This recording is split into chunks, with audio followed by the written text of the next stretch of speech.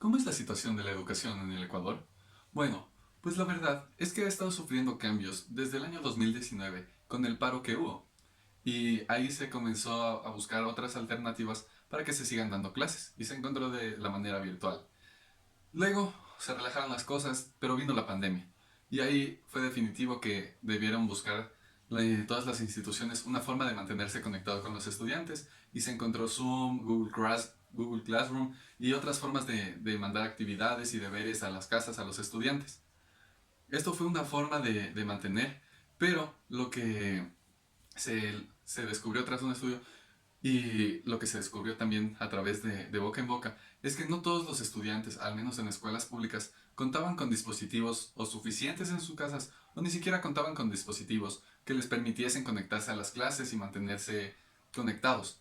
Pero algo que logró hacer el gobierno tal vez no fue lo mejor ni fue lo que realmente ayudó a sostener, pero algo que de cierta manera fue que hizo el Estado fue el mandar clases a través de la radio e incluso por televisión, a través de estas cadenas que suelen mandar. Pero obviamente esto no es que ayudó ni se podía controlar al 100% en todos los estudiantes. Entonces también se llegó a saber que muchos de los estudiantes dejaron sus clases, porque la pandemia no solo fue un impacto a la educación, fue un gran impacto también a la economía. Entonces muchos niños fueron tal vez obligados o por su cuenta decidieron salir a trabajar porque no encontraban cómo mantener a su casa. Muchas personas fueron despedidas y obviamente esto hace que las familias deban buscar una forma nueva de mantenerse.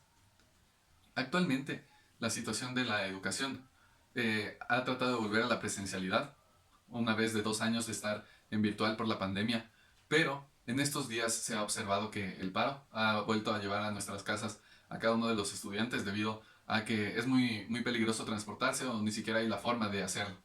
Y esto, o sea, ha sido un impacto grande para muchos estudiantes porque como ya lo mencioné antes, no es que todos tienen la forma de conectarse ni tienen algún método para seguir en contacto con sus maestros o cosas por el estilo.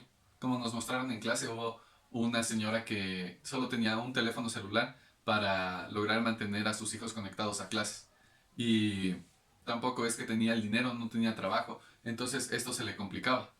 Y, o sea, tras la pandemia y tras estos acontecimientos, al menos Caritas, que es una organización sin fines de lucro, asegura que la calidad de la educación en el Ecuador ha disminuido de una forma impresionante. Sí, de por sí, como se menciona en clase, no es que Latinoamérica tenía una educación equiparable a la de países del primer mundo. En ese momento, en el 2018, como nos mencionó Renata, estábamos ya 2 años atrás. ¿Y cómo será el caso en la actualidad? Que la calidad baja y cuántos años atrás estaremos en realidad en la actualidad, ya que no se ha vuelto a hacer un estudio. De ahí también se afirma, según las noticias, según primicias, que el 6% de los ecuatorianos que son mayores de los 15 años son analfabetos. Y a pesar de que 6% pueda sonar poco, para la cantidad que tenemos y para que sean mayores de 15 años, es impresionante. Y en cuanto al efecto que ha tenido la pandemia y el paro, ya lo mencioné, ha sido increíble, pero ahora según la UNICEF, estos han tenido un gran efecto, bueno, sobre todo la pandemia menciona la UNICEF, que ha afectado mucho a los niños, niñas y adolescentes, ha hecho que muchos dejen de estudiar y que salgan de escuelas y colegios. Esto obviamente afecta mucho a sus familias porque en la noticia que nos presentaron logramos ver que también una de estas estudiantes que tenía problemas para mantenerse conectada no es que solo era un estudiante que no era aplicado, sino que llegó a ser una banderada que por causas de su casa no tenía forma de conectarse. Y en cuanto a cómo podría beneficiarse el grupo para el que está enfocado mi proyecto, si se mejorara la educación, sería algo que ayude mucho a estas personas porque el proyecto que yo estoy desenvolviendo es literalmente para que niños aprendan sobre matemáticas, al menos aprendan de una forma más sencilla.